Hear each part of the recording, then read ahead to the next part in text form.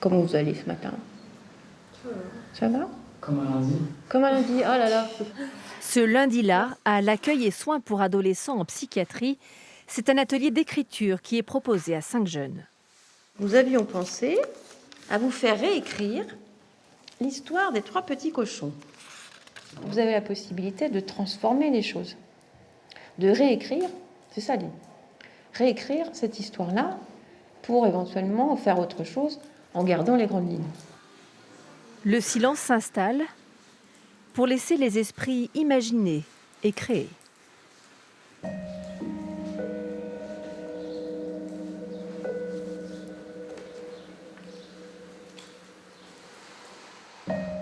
Même les animateurs, une élève infirmière, une infirmière et un éducateur spécialisé participent à l'exercice. Bon, et je crois que tout le monde a fini. Vous avez été quand même inspiré. On lui répète qu'elle réfléchit trop et que cela entrave son bonheur, mais on n'empêchera jamais un oiseau de voler, ni la terre de tourner. Le premier deviendra avocat, la seconde deviendra médecin, et la dernière est et restera une éternelle penseuse.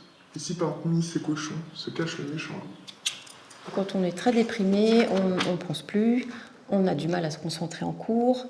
Y a plein de choses qui psychiquement ne fonctionnent plus. Donc l'écriture permet de passer par un autre mode de communication. Nous, on essaye de relancer aussi un petit peu tout ce qui est imagination. Ces adolescents sont passés par les urgences psychiatriques du CHU de Poitiers. Ils ont manifesté une grave détresse mentale avant d'être orientés dès le lendemain dans cet accueil. C'est le cas de Léa et Tom, 17 ans. Vous vous sentez comment avant de venir ici? Oppressé, stressé, anxieux. T'as été venu à te faire du mal? Non, juste dit à mes parents que j'avais envie de me suicider 2 fois. Pas parce que j'allais le faire, juste pour susciter la réaction. Quand je suis venu pour la première fois, c'est vrai que j'étais pas forcément à l'aise d'être avec d'autres adolescents, etc. Mais là, pour le coup, je me retrouve dans un groupe avec des gens avec qui je m'entends vraiment. Et du coup, franchement, même si au début c'était difficile, c'est une source d'apaisement d'être ici.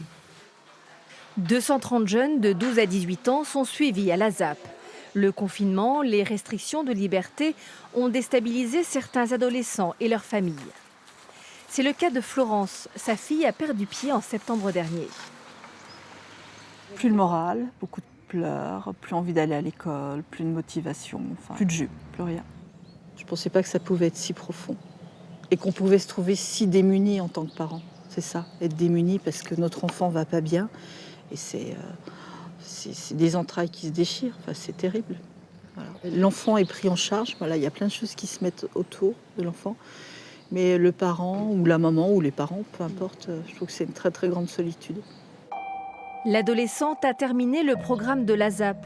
Elle va un peu mieux aujourd'hui, mais ses parents financent à leurs frais son suivi thérapeutique en libéral. Les structures comme celle-ci sont rares en France. Pourtant, les chiffres sont là. En 2021, 600 jeunes sont passés par les urgences psychiatriques de Poitiers.